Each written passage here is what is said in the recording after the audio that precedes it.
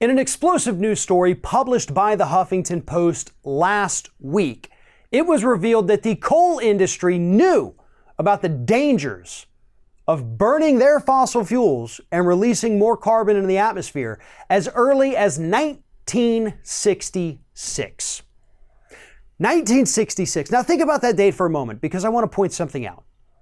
With all of these Exxon knew documents, which is Exxon knew about the dangers of climate change and rising carbon emissions years and years ago, those documents that were uncovered from Exxon show that the company's own scientists were concerned about what they were doing to the planet in the 1970s.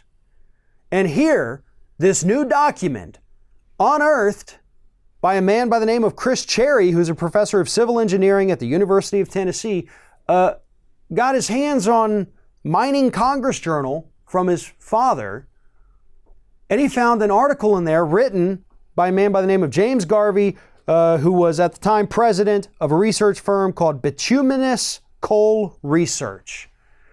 And Mr. Garvey, in this article that Mr. Cherry found, said the following. This is a direct quote from this 1966 article. There is evidence that the amount of carbon dioxide in the Earth's atmosphere is increasing rapidly as a result of the combustion of fossil fuels.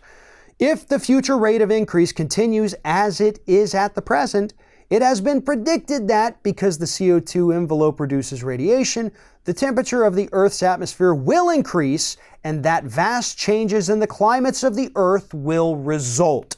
Such changes in temperature will cause melting of the polar ice caps, which in turn would result in the inundation of many coastal cities, including New York and London. 1966. The coal industry itself said, wow, if we keep doing what we're doing at the rate we're doing it, the planet is screwed.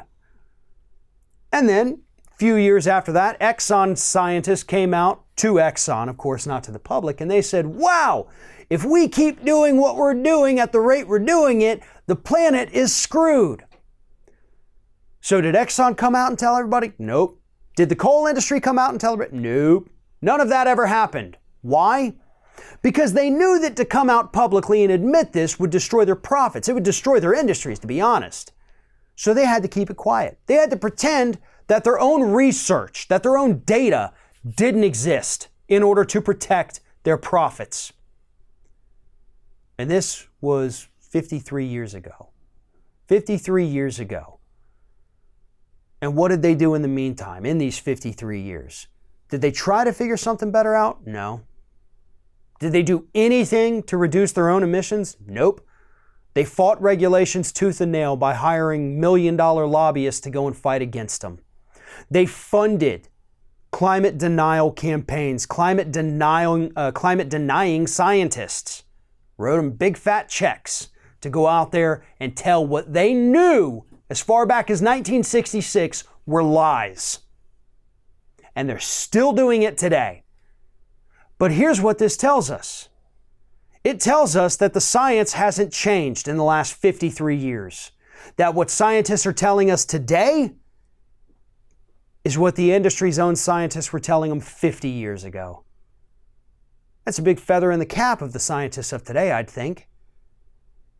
The science hasn't changed.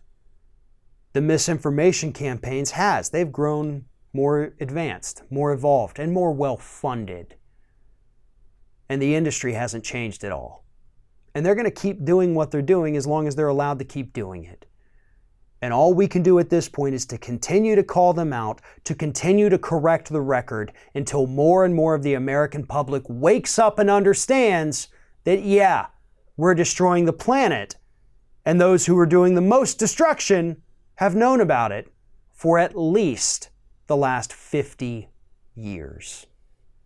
Thanks for watching, everybody. And don't forget, if you like what you see here, like, comment, share, and subscribe to our channel. And now you can also become a member of Ring of Fire and get exclusive early access to certain Ring of Fire videos all throughout the week. Just click on the little join button right below the video.